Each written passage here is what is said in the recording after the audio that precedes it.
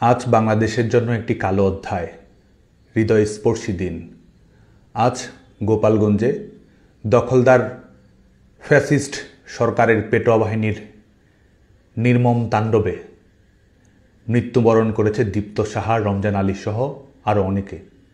আহত হয়েছে শতাধিক। হাসপাতালে মৃত্যুর সঙ্গে পাঞ্জা লড়ছে অনেকে। এখনও সন্ত্রাসী বাহিনীর তাণ্ডবে প্রতিরোধ অব্যাহত রাখার চেষ্টা করে যাচ্ছে মুক্তিকামী মানুষ। আজ দখলদার সরকার এবং তাদের পেটোয়া বাহিনীর হাতে ছিল ট্যাঙ্ক, গোলাবারুদ। জনতার হাত ছিল খালি, বুকে ছিল বারুদ ভরা স্লোগান আর পিতার তর্জনীর অদম্য প্রতিবাদের আকাঙ্ক্ষা। আজকে এই নির্মম হত্যাকাণ্ডের বলি যারা হয়েছে তাদের সবার স্মৃতির প্রতি শ্রদ্ধা জানাচ্ছি, পরিবারের প্রতি সমবেদনা জানাচ্ছি। প্রিয় তরুণ প্রজন্ম, আপনারা জানেন যে বিগত কয়েকদিন ধরেই গোপালগঞ্জে একটি কিংস পার্টির সফরকে কেন্দ্র করে পরিবেশ পরিস্থিতি উস্কানিমূলক, হিংসাত্মক করার অপচেষ্টা করে গেছে এই দখলদার সরকারের পেটোয়া বাহিনীর গোষ্ঠীটি। এর আগে তারা ছাত্র জনতা পুলিশকে নির্বিচারে হত্যা করে ক্ষমতার মসনদে বসেছে। ক্ষমতার মসনদে বসে হত্যাকারীদের ইন্ডেমনিটি দিয়েছে এবং গোপালগঞ্জ অভিমুখে তাদের ঘোষিত কর্মসূচির নাম পদযাত্রা থেকে হয়ে গেছে মার্চ টু গোপালগঞ্জ। তারা সদম্ভে ঘোষণা করেছে জাতির পিতা বঙ্গবন্ধু শেখ মুজিবুর রহমানের সমাধিসৌধ দুমড়ে মুচড়ে দেওয়ার। তারা ঘোষণা করেছে মুজিববাদ মুর্দাবাদ নাম করে জনগণকে মাটির সঙ্গে মিশে ফেলে দেওয়ার ঘোষণা তারাই দিয়েছে। তারই প্রেক্ষিতে উস্কানিমূলক পরিবেশ তৈরি করে দখলদার সরকারের পেটোয়া বাহিনী এবং বেসরকারি সন্ত্রাসী গোষ্ঠীকে লেলিয়ে দিয়েছে গোপালগঞ্জের মানুষের বুকে। উস্কানিমূলকভাবেই তারা এই পরিস্থিতির সূচনা করেছে। তাদের আসার মূল লক্ষ্যই ছিল জুলাই আগস্টে যেমন তারা মেটিকুলাস ডিজাইনের মাধ্যমে নিজেরা হত্যা করে সেই হত্যার দায়ভার অন্যদের উপর চাপিয়ে দিয়ে কৃত্রিম পরিবেশ পরিস্থিতি তৈরি করে পেছনের দরজা দিয়ে ক্ষমতায় যাওয়ার পথ প্রশস্ত করেছিল, ঠিক তেমনি নিজেদের অবৈধ ক্ষমতার নিরাপত্তা নিশ্চিত করার জন্য আজকেও তাদের প্রয়োজন লাশ, যে লাশ তাদের কাছে কখনো আন্দোলনের কাঁচামাল, কখনো ক্ষমতায় থাকার রসদ, এবং তারই বাস্তবায়ন তার আজকে এখানে তারা ঘটিয়েছে। সেটির একটি নমুনা আজকে গোটা বাংলাদেশের মানুষ আজকে তারা দেখেছে।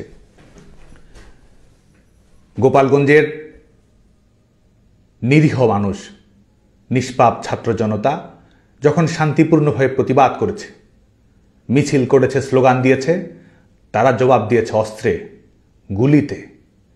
মৃত্যুর মুখোমুখি করেও তারা তাদের হায়নার তাণ্ডব থামায়নি, অব্যাহত রেখেছে এবং এখনও তারা চেষ্টা করে যাচ্ছে এই লাশের উপর ভর করে আবারও ভয়ের রাজনীতি, ত্রাসের রাজনীতি গোটা বাংলাদেশের উপর চাপিয়ে দেওয়ার। এবং এদের এই যে প্রতারণা রাজনীতি, জোচ্চুরি রাজনীতি, এটি গোটা বাংলাদেশের মানুষের কাছে উন্মোচিত হয়ে গেছে।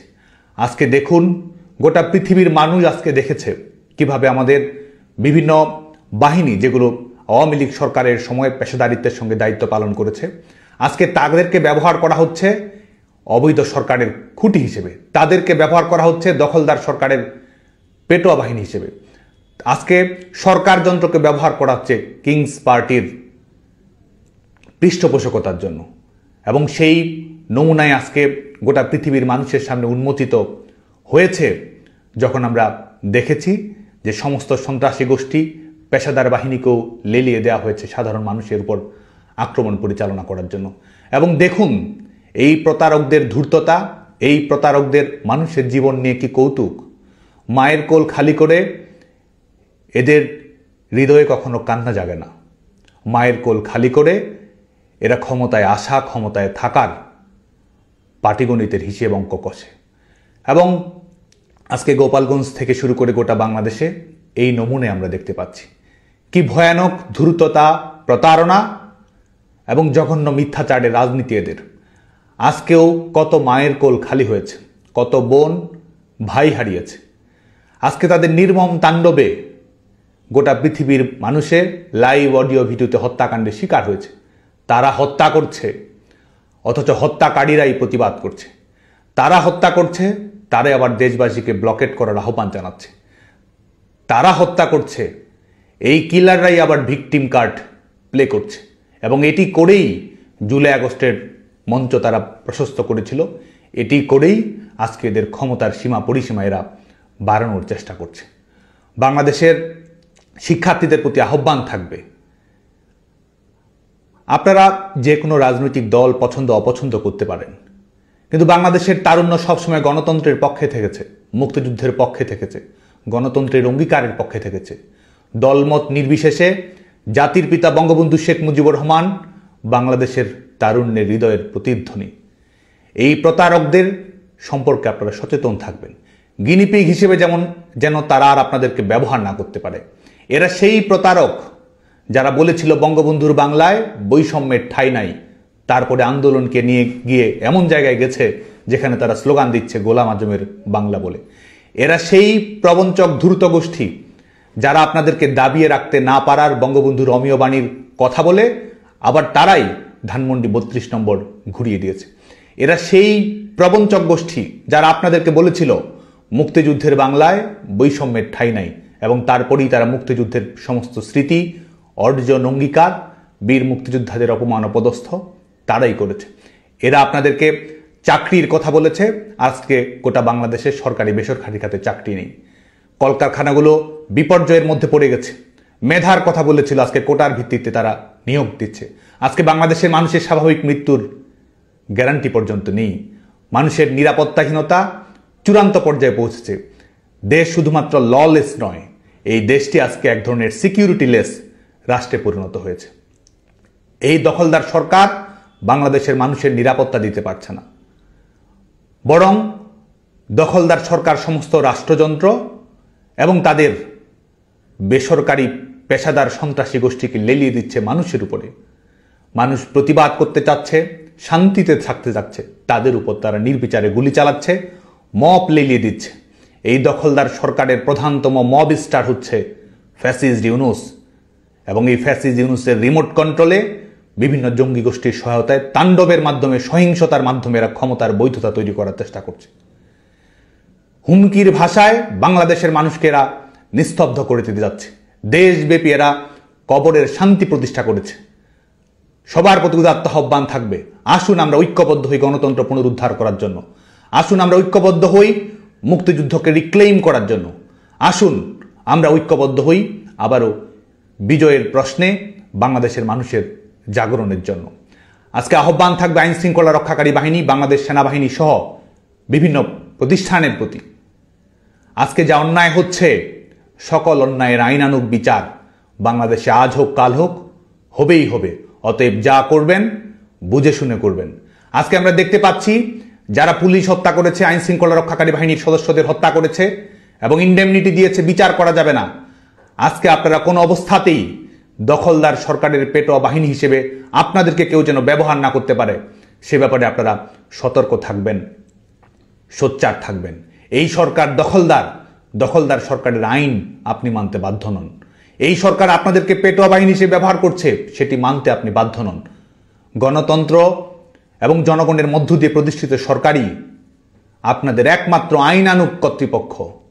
বেআইনি কর্তৃপক্ষের বেআইনি অনুশাসনের মাধ্যমে বাংলাদেশের নিরীহ সাধারণ নাগরিকদের যদি জীবন বলি দিতে হয়, মনে রাখবেন সব কিছুকেই বিচারিক প্রক্রিয়ার আওতায় আসতে হবে।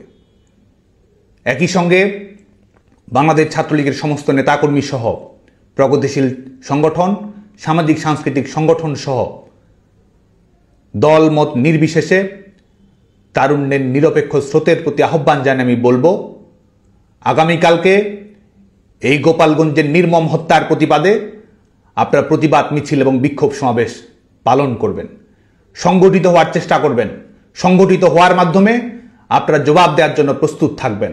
আমাদের রাজনৈতিক অধিকার আদায় করে নিতে হবে, আমাদের গণতান্ত্রিক অধিকার আমাদের আদায় করে নিতে হবে।